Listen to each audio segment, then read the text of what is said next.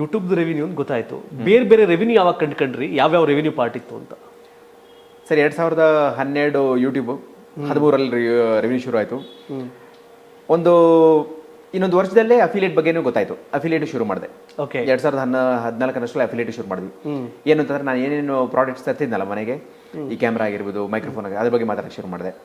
ನಿಮ್ಗೆ ಇಲ್ಲೊಂದು ಭಾರಿ ಇಂಟ್ರೆಸ್ಟಿಂಗ್ ಹೇಳ್ತೀನಿ ಅಫಿಲಿಯೇಟ್ ಬಗ್ಗೆ. ಓಕೆ. ಸೊ ಆದರೆ ನೀವು ಆಮೇಲೆ ನಿಮ್ಮ ವೀಕ್ಷಕರಿಗೆ ತೋರಿಸ್ರಿ, ಅಲ್ಲೊಂದು ನಾನು ದೇಸಿ ಪರ್ಚೇಸ್ ಮಾಡಿದ್ದೀನಿ, ಅದನ್ನು ಎಕ್ಸ್ಪ್ಲೈನ್ ಮಾಡೋಣ ನಂತರ. ಸೊ ಅದು ಅಫಿಲಿಯೇಟ್ ಪ್ರೋಗ್ರಾಮ್. ಅದು ಅಫಿಲಿಯೇಟ್ ಶುರು ಮಾಡಿದೆ. ನೆಕ್ಸ್ಟ್ ಬಂದ್ಬಿಟ್ಟು ಫೇಸ್ಬುಕ್ ಮೂರನೇದು. ಮೂರನೇದು ಶುರು ಆಗಿದ್ದು ಫೇಸ್ಬುಕ್. ಅದಾದ್ಮೇಲೆ ಇನ್ಸ್ಟಾಗ್ರಾಮ್ 4. ಇನ್ಸ್ಟಾಗ್ರಾಮಲ್ಲಿ ಇ ಬುಕ್ ಸೆಲ್ ಮಾಡೋದು, ಡಿಜಿಟಲ್ ಕೋರ್ಸಸ್ ಸೆಲ್ ಮಾಡೋದು, ಸರ್ವಿಸಸ್ ಆಫರ್ ಮಾಡೋದು, ಇದೆಲ್ಲ. ಓಕೆ. ದುಡ್ಡು ಬರಕ್ಕೆ ಶುರು ಆಯ್ತಲ್ಲ, ಇನ್ ಸೇವಿಂಗ್ಸು ಮಾಡಬೇಕು, ಸ್ಟಾಕ್ ಮಾರ್ಕೆಟು. ಓಕೆ. ಈಗ ಯೂಟ್ಯೂಬ್ ಇಂದ ಬಂದಿದ್ದ ದುಡ್ಡಲ್ಲೇ ಆಲ್ಮೋಸ್ಟ್ ಹೆಚ್ಚು ಕಡಿಮೆ ಈ ಮನೆ ಕಟ್ಟಿದ್ದೀವಿ. ಓಕೆ. 2019ರಲ್ಲಿ ಶುರು ಮಾಡಿ 20ರಲ್ಲಿ ಮನೆ ಮುಗೀತು. ಇದ್ರದ್ದು ಇಂಟ್ರೆಸ್ಟಿಂಗ್ ಏನು ಅಂತಂದ್ರೆ, ಆ ಟೈಮಲ್ಲಿ ಯೂಟ್ಯೂಬಲ್ಲಿ ಹುಡುಕ್ದೆ ನಾನು, ಯಾರು ಮನೆ ಕಟ್ಟಿದ್ದಾರೆ ನೋಡೋಣ, ಹೇಗೆ ಕಟ್ಟಿದ್ದಾರೆ ಅಂತ ನೋಡು. ನನಗೆ ಬೇಕನ್ನೋ ಥರ ಇನ್ಫಾರ್ಮೇಶನ್ ಸಿಗಲಿಲ್ಲ ಸರ್. ಓಕೆ. ಜಾಬ್ ಬಿಟ್ಬಿಟ್ಟಿದ್ದೆ ನಾನು. 2019 ಜಾಬ್ ಕ್ವಿಟ್ ಮಾಡಿಬಿಟ್ಟಿದ್ದೆ. ಓಕೆ. ಅಲ್ಲಿಗೆ ಅಷ್ಟರಲ್ಲಿ ಯೂಟ್ಯೂಬಿಂದ ಜಾಬ್ ಬಿಡ್ಬೇಕಾದ್ರೆ ಎಷ್ಟಿತ್ತು ಸಂಬಳ ನಿಮ್ದು?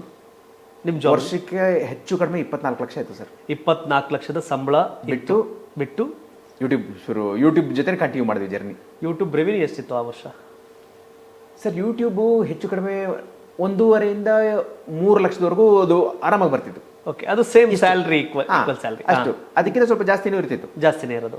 ಸೊ ಏನ್ ಮಾಡಿದೆ, ಜಾಬ್ ಕ್ವಿಟ್ ಮಾಡೋ ಟೈಮಲ್ಲಿ ಇರೋಬರೋ ಲೋನ್ಸ್ ಎಲ್ಲ ಕ್ಲಿಯರ್ ಮಾಡ್ಬಿಟ್ಟಿದ್ವಿ. ಓಕೆ. ಯಾವ್ದು ಲೋನ್, ನಾನು ಜಾಬ್ ಕ್ವಿಟ್ ಮಾಡ್ಬೇಕಾದ್ರೆ ಯಾವ್ದು ಲೋನ್ ಇರಲಿಲ್ಲ. ಸಾಲದ ಶೂಲದಿಂದ ಹೊರಗಡೆ ಬಂದ್ರೆ ಫ್ರೀ ಆಗಿದ್ರಿ. ಹೌದು. ಊರಲ್ಲಿರೋ ಲೋನ್ಸ್ ಕ್ಲಿಯರ್ ಆಗಿತ್ತು, ಇಲ್ಲಿರೋ ಎಲ್ಲ ಲೋನ್ಸ್ ಕ್ಲಿಯರ್ ಆಗಿತ್ತು. ನಂದು ಪ್ರಾಪರ್ಟಿ ಲೋನ್ ಇತ್ತು, ಪರ್ಸನಲ್ ಲೋನ್ ಇತ್ತು, ಕಾರ್ ಲೋನ್ ಇತ್ತು, ಎಲ್ಲ ಕ್ಲಿಯರ್. ನೆಕ್ಸ್ಟ್ 3 ವರ್ಷಕ್ಕಾಗಷ್ಟು ದುಡ್ಡು ಮಾಡಿಟ್ಟೆ. ಓಕೆ. ಆಮೇಲೆ ವೈಫ್ಗೆ ಹೇಳಿದೆ, ಈಕ್ವಿಟ್ ಮಾಡಿದ್ರೆ ಓಕೆನಾ ಅಂತ ಅಂದ್ಬಿಟ್ಟು. ಅವರಿಂದ ಏನು ಮಾತು ಬರಲಿಲ್ಲ, ಅಂದ್ರೆ ಒಪ್ಪಿಗೆ, ಸನ್ಮತಿ ಲಕ್ಷಣ ಬಂದಂಗೆ. ಸರಿ ಅಂತ ಅಂದ್ಬಿಟ್ಟು 2019ರಲ್ಲಿ ಜಾಬ್ ಕ್ವಿಟ್ ಮಾಡಿ ಬಂದಿದ್ದೆ ಈ ಮನೆ ಕನ್ಸ್ಟ್ರಕ್ಷನ್ ಮಾಡಕ್ಕೆ. ಓಕೆ.